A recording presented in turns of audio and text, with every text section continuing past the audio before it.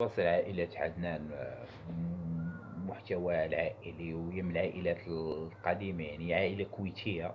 ومعظم يعني متابعينهم، معظمهم إن لم يكن غالبيتهم يعني من دول الخليج. وعندهم محتوى يعني فلوقات عائلية، محتوى يعني جميل. عندهم كاين بوبو، كاين عدنان، كاين العائلة كاملة. و وهما بيعملوا فيديوهات يعني عائلية، يعني فيديوهات، سواء فيديوهات مسابقات في بعض الأحيان يعني تكون يعني شيء ما، مسابقة، احتفال، لعبة، شيء ما. بعض المرات يعملوا مثل أفلام قصيرة، وفي بعض المرات يعملوا فلوقات اللي هي عادية، يعني محتوى عائلي.